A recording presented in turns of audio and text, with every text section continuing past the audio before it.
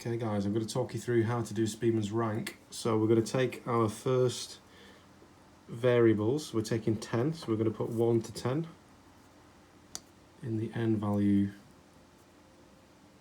So I've been onto Google Earth, I found some distance and depth data. So in variable 1, this one is going to be distance from the trench in kilometres, and this one is going to be the depth in kilometres.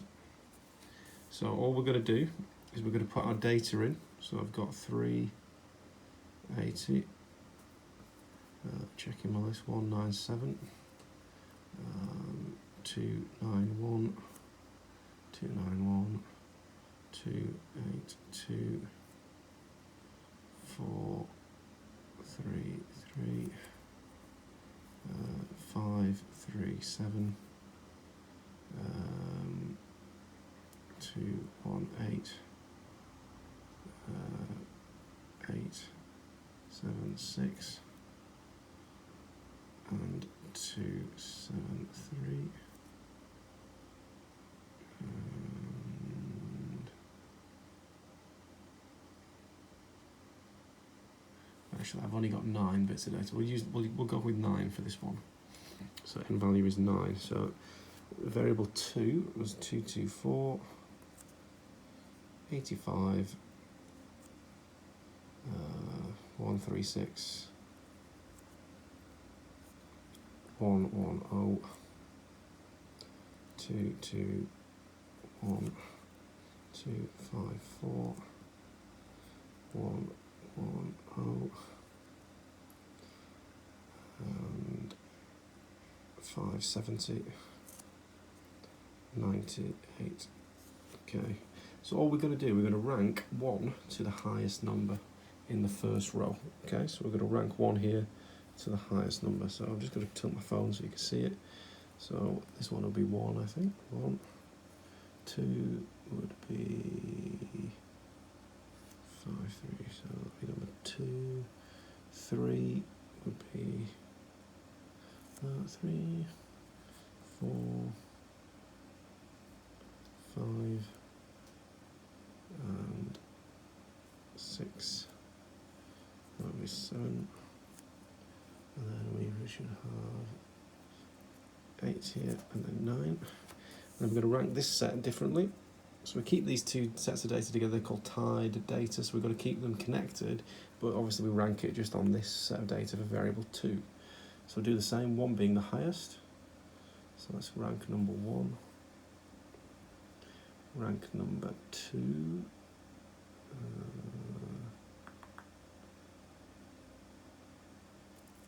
That's number 2.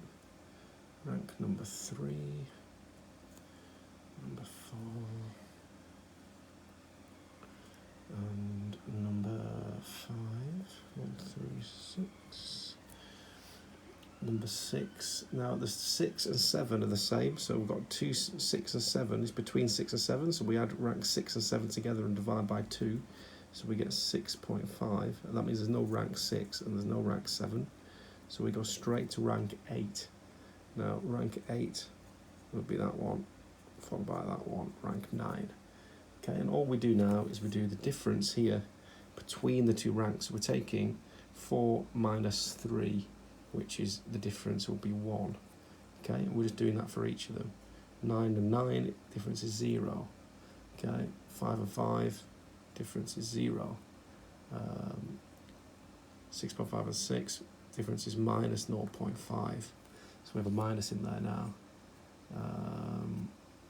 Then it's obviously minus 1, 0, 1.5, 0, minus 1. Okay, so we've now done the difference between those two ranks. We square it, which is just the rank times by itself to make it into positive. So 1 squared is 1, 0 squared is 0, 0 squared is 0, 0.5 squared is actually 0.25, and 1 minus squared is 1, that'd be 0, 1.5 squared is actually 2.25.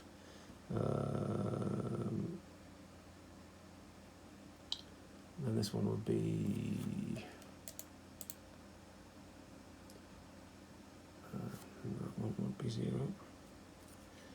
this one would be minus 1 squared is 1. So we're now going to do the sum of the d squared. So these are the d squared values. This little symbol here means sum of the d squared. So that symbol here. So we're going to add up these, and we should get a sum of d squared value 5.5.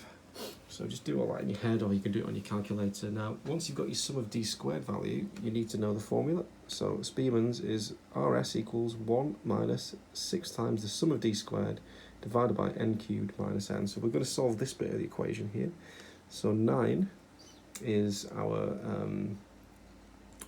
n value. So we're going to do 9 cubed. So it's 9 times 9 times 9 minus 9. So it's 9 cubed minus 9 on the bottom line. And 9 cubed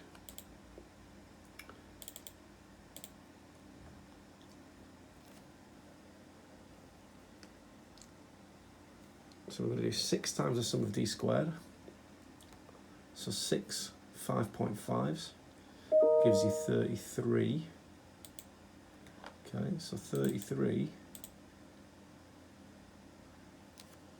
So you're going to do 6 times 5.5 equals 33, and that's going to be then on the other line n cubed minus 9, so 9 times 9 times 9 minus 9, so it's going to be that, it's going to be 720. So all we then use, because that's n cubed, so 720 is basically 9 times 9 times 9 minus 9, that's 720. So they're the top line and the bottom line. So all we're going to do is 33 divided by 720. So that would be that part of the formula. But before we do that, we've got to put in this part of the formula, which is the 1 minus. So basically put this into your brackets now in your calculator. It's literally 1 minus 33 over 720. And what it should give you is a positive number. When I've put it in my calculator, it's going to give you a positive number here. Positive number, looking through the phone screen, and the positive number will be 0.95, and it goes on to 4, so we'll just round it up to 0.95. Okay, so that's now our RS equals 0.95. Now what we would then do is we'd use the lookup table, and I can show you this on screen here. So because we've got an n value of 9, I'll just show you it on screen, we would use this graph. Okay, so it says here for the degrees of freedom you minus 2, so this is how you use the graph. You could use the table, but it doesn't have 9 on the table, it only has 10 I think. So all you do, you come in between 8 and 10, that's where 9 would be. Okay, but obviously it's minus 2, so 9 minus 2 gives you 7, and you read up between the 6 and the 8. Okay, and you know that your critical value, which is what you've calculated here, is 0.95.